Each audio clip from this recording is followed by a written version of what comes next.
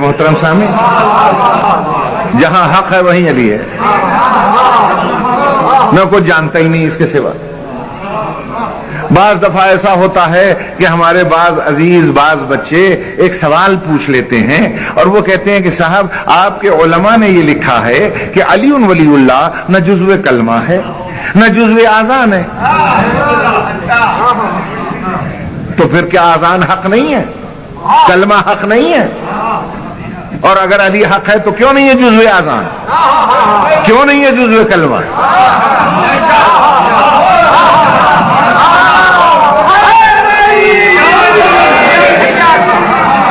مجھ سے پوچھا تو اس لیے میں نے ادھر رخ موڑ دیا۔ کسی بڑے عالم سے پوچھو گے تو بڑا جواب ملے گا، میں تو نکا جی عالم ہوں، چھوٹی چھوٹی باتیں جانتا ہوں کہ علی حق ہے، آذان بھی حق ہے، نماز بھی حق ہے، کلمہ بھی حق ہے، اقامت بھی حق ہے، تو پھر یہ جزو آذان کیوں نہیں؟ علماء نے لکھا علی ولی اللہ جزو آذان ہی نہیں ہے، جزو کلمہ ہی نہیں ہے، جزو اقامت نہیں ہے، جزو نماز نہیں ہے۔ توجہ چاہتا ہوں، بات یہ ہے کہ ہمارے علماء، ہمارے مراجع، ہمارے مجتہدین، آپ کو معلوم ہے آپ ایک شاعر کے شعر کا مفہوم تو بتا نہیں سکتے، اور جو عالم علوم ربانیہ ہیں ان کی تحریریں آپ کی سمجھ میں کیسے آئیں؟ سمجھنے کی ضرورت ہے، توجہ ہے، سمجھنے کی ضرورت ہے، عقل اور فکر کی ضرورت ہے۔ توجہ چاہتا ہوں، مصیبت یہ ہے کہ ہمارے ممبر سے سمجھانے کا رواج ختم ہو گیا، اب اس کا میں کیا علاج کروں؟ اب تو ہمارا ممبر جو ہے وہاں سے چٹی گالیاں شروع ہو گئیں، جو علی کو یوں نہیں مانے گا وہ ہے، جو وہ نہیں مانے گا وہ یہ ہے۔ نہیں نہیں، علی تمہاری اس فکر سے بہت بلند ہے،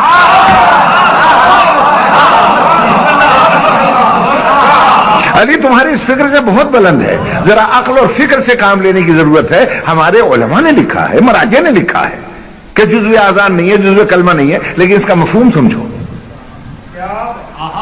اس لیے کہ انہوں نے عالمانہ انداز میں لکھا ہے۔ علم کی اصطلاح میں، بھئی عالم کی تحریر کو سمجھے، علم کی اصطلاح میں، اور علم کی اصطلاح میں جز کسے کہتے ہیں؟ پہلے ذرا اسے سمجھیں۔ دیکھیے آج میں سمجھا رہا ہوں، سینے پہ ہاتھ مار کے کوئی تردید کر کے دکھا دے، میں اس کے ہاتھ پہ بیعت کر لوں۔ دیکھیے جز کسے کہتے ہیں؟ جز کی تعریف یہ ہے کہ اگر کل سے الگ ہو جائے، کل باقی تو رہتا ہے مگر ناقص ہو جاتا ہے۔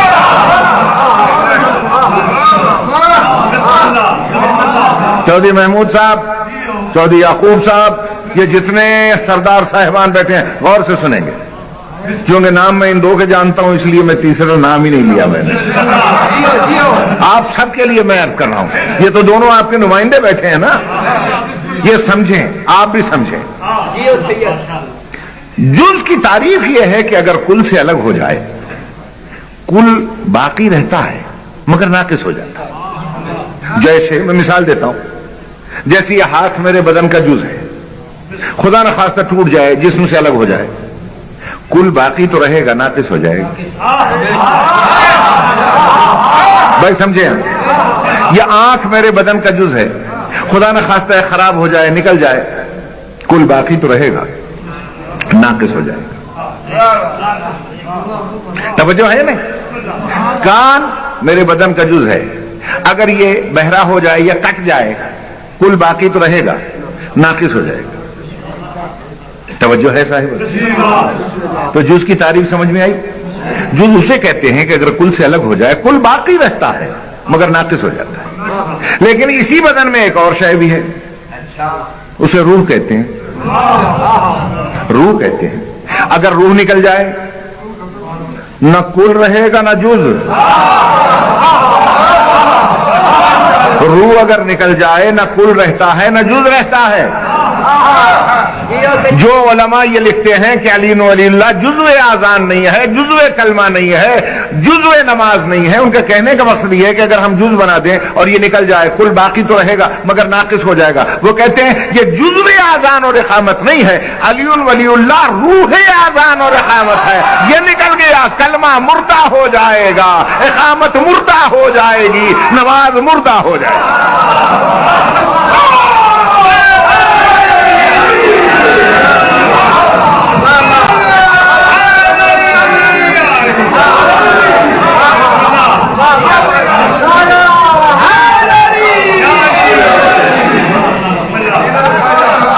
توجہ ہے میرے محترم سامعین؟ یاد رکھیے گا حب علی مخ العبادہ. پھر فرمایا حب علی روح العبادہ. علی کی محبت ایمان کی روح ہے، علی کی محبت عبادت کی روح ہے. روح نہ نکلنے دو. توجہ ہے یا نہیں ہے؟ بالکل ایسا ہی ہے جیسے اس لاؤڈ سپیکر کی روح ہے کرنٹ. اگر یہ کرنٹ نکل جائے کام کرے گا؟ کیوں؟ روح نکل گئی. کیا کام کرے گا؟ چودھری محمود صاحب نے مجھ سے کہا جناب آپ سے بڑا پیار ہے مجھے. میں کہا بڑی مہربانی. میں نے کہا ثبوت کیا ہے؟ کہ میں ایک بکرا لایا ہوں آپ کے لیے، پلا پلایا پہاڑی. واہ واہ، آج میں اس کی سجی بنا کے کھلاؤں گا. میں بڑا خوش ہوا.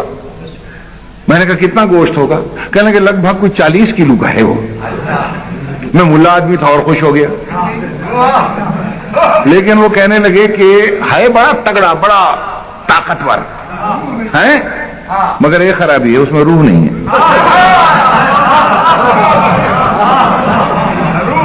اس میں روح نہیں ہے. اب مجھے بتلا دیجیے میں کھا لوں گا اسے؟ کوئی سنی عالم بیٹھا ہو تو وہ فتوا دے، جب روح ہی نہیں ہے کھا جاؤں اسے. کوئی شیعہ بیٹھا ہو فتوا دے، روح نہیں ہے، حلال ہے وہ نہیں ہے.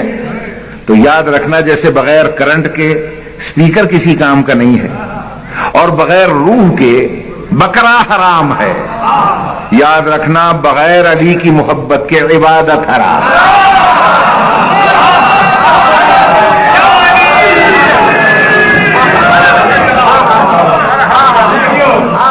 سمجھ میں آ گئی بات یا نہیں آ گئی؟ اس میں نہ لڑائی ہے، نہ جھگڑا ہے، نہ فساد ہے، کچھ بھی نہیں ہے. سیدھی سادی سی بات ہے. میری بات پہ غور ہے صاحب؟ اب یہاں ہر ایک صاحب اس امر کی تمنا رکھتا ہے کہ نماز پڑھتے ہیں جنت کے لیے، روزہ رکھتے ہیں جنت کے لیے، حج کرتے ہیں جنت کے لیے، سارے اعمال بجا لاتے ہیں جنت کے لیے. ٹھیک ہے بولو. اچھا مجھے ایک بات بتائیں، آپ کے علاقے کا ہر فرد چاہتا ہے کہ میں دبئی چلا جاؤں، ابو ظہبی، لندن چلا جاؤں، کوریا، امریکہ، کینیڈا. ٹھیک ہے نا؟ مجھے جا کے دکھائیں. اگر پاسپورٹ نہیں ہے آپ کے پاس، بغیر پاسپورٹ کے جا کے دکھائیں. آپ مجھے دکھائیں جا کے. دیکھیے میں بڑے ماڈرن انداز کا ملا ہوں، مجھے ضرورت نہیں ہے کہ میں لمبی چوڑی گہرے فلسفے میں لے جاؤں. آپ سیدھی سادی سی بات ہے، آپ سعودی عرب جا کے دکھا دیں. چلیں وہاں خانہ کعبہ بھی ہے، جنت البقیع بھی ہے، سارے مزارات ہیں. آپ کہیں گے میں زیارت کے لیے جا رہا ہوں بغیر پاسپورٹ کے، میں دیکھتا ہوں گھسنے دیں گے؟ نہیں. کہیں گے پاسپورٹ لاؤ. بغیر پاسپورٹ کے کسی ملک میں جانے نہیں دے گا. تو دبئی تو بغیر پاسپورٹ کے آپ جا نہیں سکتے. جنت میں بغیر پاسپورٹ کے گھس جائیں گے آپ؟ بتائیے. جنت بغیر پاسپورٹ کے رضوان جنت گھسنے دے گا؟ وہ ہمارا ایک ذاکر تھا بیچارہ، ہمارا ایک ذاکر تھا بیچارہ، فوت ہو گیا. دیندار تھا اس کا نام. ایک دن جوش میں، پہلے ہندو تھا پھر مسلمان ہوا. پھر وہ کہتا تھا گنگا سے جب پھسلا لب کوثر پہنچا. یہ اس کا تکیہ کلام تھا. دیندار جنت کا ذکر ہوا. ایک دن تقریر میں جوش میں کہنے لگا, کہنے لگے کھامے سیار خرگوش یہ بن جائے جنت. میرا پوتر ہو گیا نا.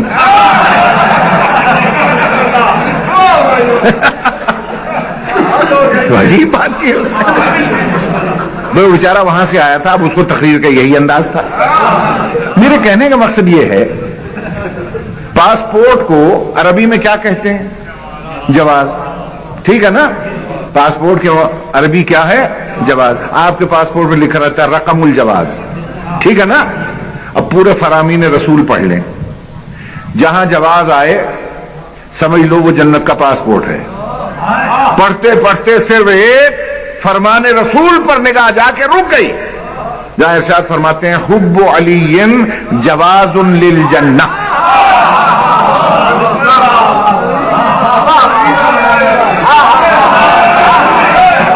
نہ مجھے ترجمہ کرنے کی ضرورت ہی نہیں ہے. ماشاءاللہ اتنی معرفت ہے آپ میں کہ پیغمبر فرماتے ہیں حب علی, علی کی محبت جواز للجنہ, جنت میں جانے کا جواز ہے. اب جواز کے معنی اگر پاسپورٹ ہیں تو سیدھا ترجمہ کرو. بات بڑی پتے کی آپ نے. ویزا, پاسپورٹ بھی ہو اور ویزا نہ ہو تو چلے جائیں گے آپ. یہاں سے حاجی صاحبان جاتے ہیں گلے میں حمایل شریف لٹکائے ہوئے, قرآن شریف لٹکائے ہوئے, سمجھتے ہیں مقدس سرزمین پر جا رہے ہیں. اس سے بڑی کون سی کاغذی ثبوت ہوگا. جب وہ جدہ ایئرپورٹ پہ اترتے ہیں لائن میں تو وہ جو پاسپورٹ افسر ہے وہ پوچھتا ہے جواز جواز. وہ بیچارہ یہ سمجھتا ہے کہ جواز کا مطلب ہے جس میں جائز ناجائز کے مسئلے بیان ہوں. وہ قرآن کھول کے سامنے رکھ دیتا ہے. اب وہ غصے میں آ کے کہتا ہے ایشازہ یہ کیا ہے؟ وہ کہتا ہے کتاب اللہ. حاجی کہتا کتاب اللہ, شاید ڈر جائے گا یہ, مگر سعودی عرب والا کیسے ڈرے بھائی. وہ کہتا ہے کتاب اللہ. اس نے کہا کتاب اللہ کافی نہیں ہے سعودی عرب میں گھسنے کے لیے, جواز جواز لاؤ. کیوں میرے محترم سامعین, جو کتاب اللہ سعودی بارڈر پہ کافی نہیں ہے وہ جنت کی سرحد پہ کیسے کافی ہو جائے گی؟